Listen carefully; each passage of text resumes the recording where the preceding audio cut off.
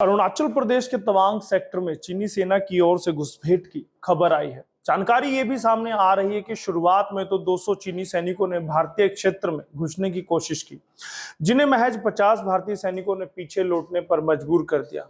इस घटना में कई चीनी सैनिक घायल हुए तो कुछ भारतीय भी हुए हैं।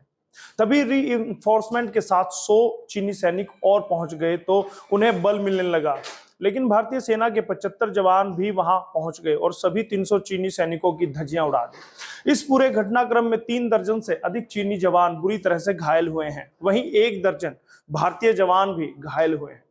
बताया जा रहा है कि भारतीय सैनिकों ने भी एक चीनी सैनिक को भिड़ंत की जगह के 1 भी इंच आगे नहीं आने दिया, बल्कि उन्हें बुरी हालत में वापस लौटने को मजबूर कर दिया। नमस्कार, स्वागत है एसएनए में। एसएनए हरियाणा आज का ऐसा शो है जिसमें देश और विदेश की खबरों का विश्लेषण करते हैं। खबरें वो होती हैं जो आपसे सीधा संपर्क रखती हैं।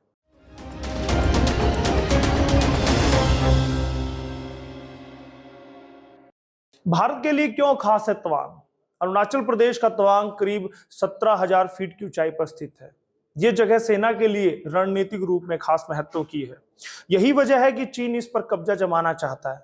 तवांग पर चीन की नजरें लंबे समय से गड़ी हुई थी। यहां लगातार उसके सैनिकों का जमावड़ा हो रहा था। 9 दिसंबर को उसने अंदर घुसने की हिमाकत की, जिसका भारतीय सेना ने मुंहतोड़ जवाब दिया। तवांग एक बेहद खूबसूरत जगह है जो प्राकृतिक सुंदरता के साथ साथ धार्मिक महत्व के लिए भी प्रसिद्ध है। चीन की नई हरकत से सवाल उठता है कि उसकी इस इलाके पर नजर क्यों है, साथ ही ये भारत के लिए भी खास महत्व क्यों है।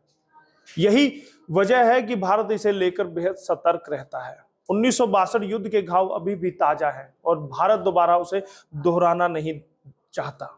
भारत बिल्कुल भी नहीं चाहेगा कि सामरिक महत्व की ये जगह उसके हाथ से निकल जाए। इसी को देखते हुए भारत ने पिछले कुछ वर्षों में इस पर खास ध्यान देते हुए निर्माण कार्य तेज किए हैं। इसके अलावा यहाँ सैनिकों की संख्या बढ़ाते हुए निगरानी भी तेज कर दी है। नए घटनाक्रम ने भारत की आशंका को सही साबित कर दिया कि चीन पर कतई भरोसा नहीं किया जा सकता। गलवान घाटी के बाद अब तवांग की घटना ने भारत को बेहद सतर्क कर दिया है। तवांग झड़प को लेकर संसद में हुआ हंगामा। भारतीय सेना ने सोमवार को बताया था कि भारतीय और चीनी सैनिकों की तवांग सेक्टर में LAC के पास 9 दिसंबर को झड़प हुई, जिसमें दोनों पक्षों के कुछ जवान मामूली रूप से घायल हो गए। भारत और चीन के सैनिकों के बीच झड़प को लेकर लोकसभा और राज्यसभा में काफी हंगामा हुआ। कांग्रेस के नेतृत्व वाले विपक्षी दलों ने सत्र के पहले घंटे में कार्रवाई को रोक दिया और उसके बाद सीमा पर हुई झड़प पर चर्चा की मांग करते हुए नारे लगाए। कांग्रेस अध्यक्ष और लोकसभा सांसद मल्लिकार्जुन खड़गे ने कहा कि सरकार चीनी घुसपैठ के बारे में ईमानदार रहे।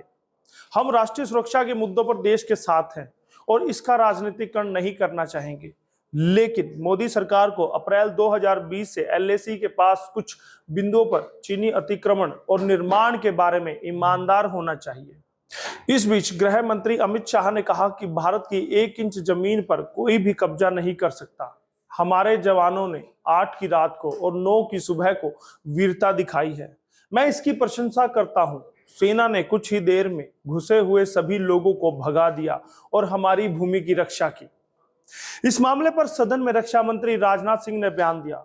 उन्होंने कहा कि 9 दिसंबर को PLA गुट ने तवांग सेक्टर के यांगत्से क्षेत्र में LAC पर अतिक्रमण कर यथास्थिति को एक तरफा बदलने का प्रयास किया, लेकिन चीन के इस प्रयास का हमारी सेना ने दृढ़ता के साथ सामना किया। इस झड़प में हाथापाई हुई।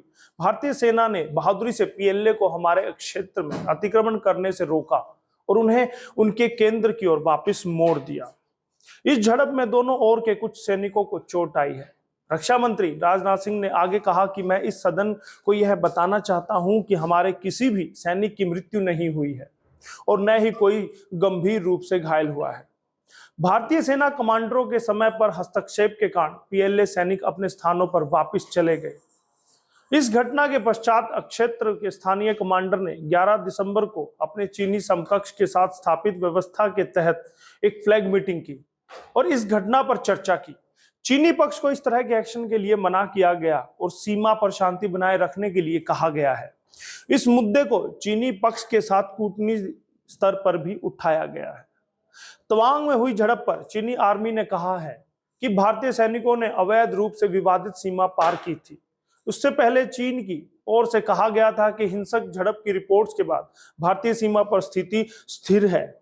चीनी विदेश मंत्रालय के प्रवक्ता वांग वेनबिन ने कहा कि दोनों पक्षों ने राजनयिक और सैन्य चैनलों के माध्यम से सीमा संबंधी मुद्दों पर सुचारू संपर्क बनाए रखा है। इस मामले पर AIMIM प्रमुख असदुद्दीन ओवैसी ने कहा कि देश के प्रधानमंत्री राजनीतिक नेतृत्व के मामले में नाकाम साबित हो रहे हैं। 9 तारीख को यह झड़प होती है और आप संसद में आज बताते हैं।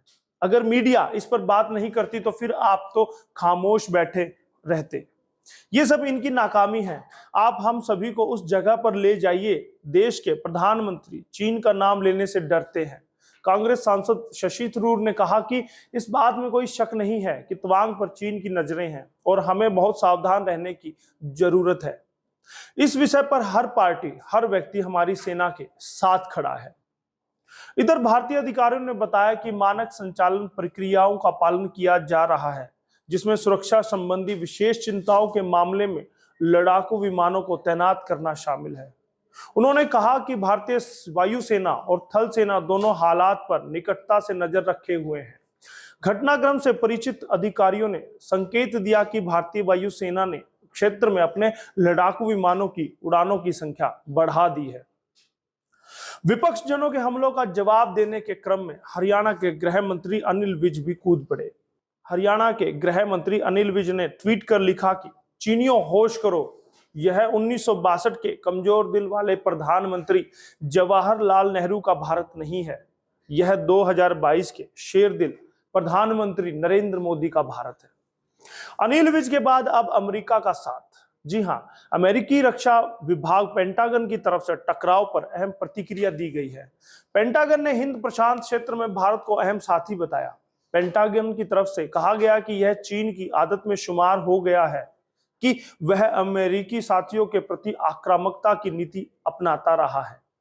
व्हाइट हाउस की तरफ से इस बात पर खुशी जताई गई है कि चीनी सैनिकों को जल्द समझ में आ गया कि वो पीछे हट लेना चाहिए। अरुणाचल में 300 चीनी सैनिक दाखिल हो गए थे। भारतीय सैनिकों ने बड़ी बहादुरी से दुश्मन का सामना किया और सीमा के पार उन्हें धकेल दिया। ऐसा नहीं है कि इस तरह का मामला पहली बार आया है। इससे पहले गलवान घाटी में भी चीन ने देश में घुसने की हिमाकत की थी। क्या है गलवान घाटी विवाद?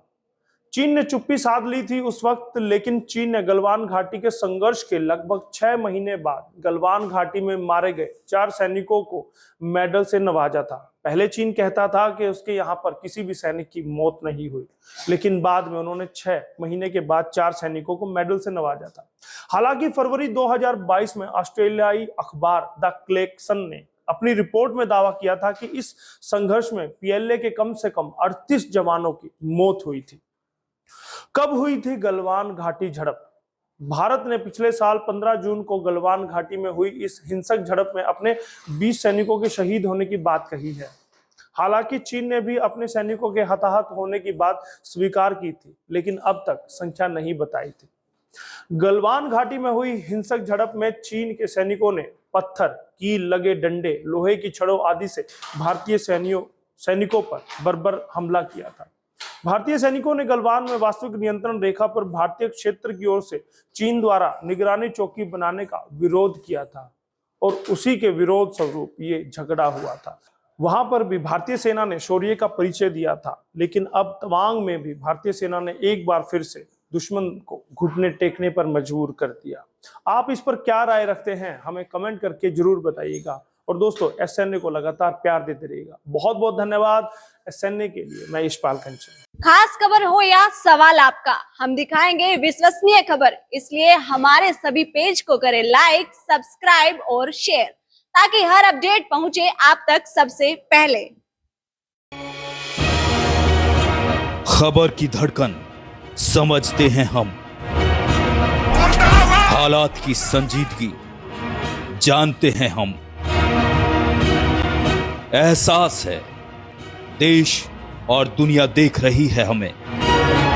जिम्मेदारी जितनी शासन की, उतनी आम हिंदुस्तानी की, क्योंकि हम हैं भारत आज। सबसे आगे।